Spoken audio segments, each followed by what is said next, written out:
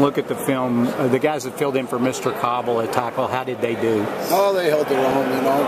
They're not 315 or 320. That's part of the issue when you're playing the SEC. They got knocked around a little bit, but they battled hard and they played hard. That was Johnson and Coleman kind of filling in.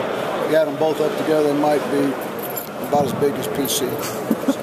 If you don't have him, are you going with the same plan this week, or will you change anything? Well, we're not going to invent any new bodies. We can't put any weight on these guys in 3 days, so not the same guys. They'll get better. They'll play with more confidence.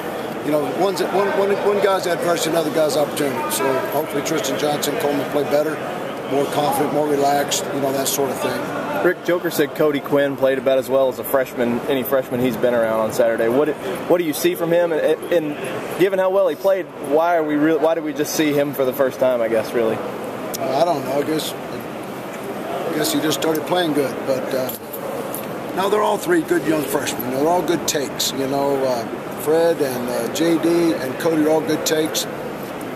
We got Cody in that previous ball game and then saw what he could do. And we knew we practiced him all week with Cartier's situation. And then we felt like of all the kids, he really is going to have the most grace under fire. He's got calm, cool confidence. You know, he's out of Ohio, plays great football in Ohio, played for a good friend of mine. And so now he's in there, not necessarily to stay, but he's in there to play, as we're going to play all three of those young freshman corners. So it makes us better because it gives Tay and Cartier a blow, because they're highly involved in those special teams, and so it gives us an opportunity to play those guys. Rick, you made some stops against Florida, including 2 3-and-outs to begin with. How did your squad make improvements? Where did you see the most improvement? You know, we kind of got better, but we didn't until the end result changes, and until we get better on third down, 12 out of 17, until we get better stopping the run 200 yards, the result's not going to change. You know, it comes in spurts. If you get off to a good start, it gives your team a chance. You know, we held them, that 94-3 stat, I read that somewhere like over the last 5 years. We helped that a little bit because we held them to 3. But, no, we're a young team. We're trying to build on something. So we did build on those 3-and-outs and early. But once again, our worst drive of the game was the one answering the second half. You know, that's 2 weeks in a row where the worst drive of our game was the second half. So we got to address all the little things, whether it be adjustments, whether it be demeanor, whether it be recovery, whether it be they're in there chilling out, drinking Gatorade and all that stuff. Do we not answer the bell? You know, we've been a slow starting team, both offense, defense, and special teams in a lot of areas, timing-wise, and we've been slow out the gate in the second half. We got to get that correct. Rick, how much does a game like last year's South Carolina game stick in your guys' craw? I mean, obviously they're still throwing the ball with their backups in the last series of the game, and they haven't changed. They've done that the first 4 games, so I expect that to be the norm if they have that opportunity.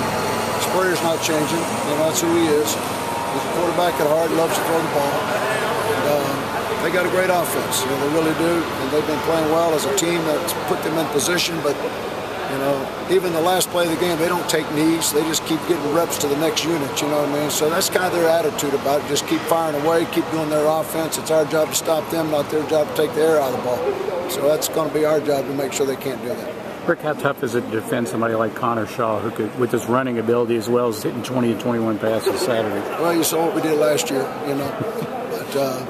But last year, remember, the star was born on our day. You know, a lot of new things that hit our fan last year at this time because of the uncertainty. They benched Garcia, they transitioned. You got to give Sprayer credit for that last year. They really transitioned their entire offense coming into our ball game in terms of what they really like to do, who they found out they could do it with, and that was Shaw.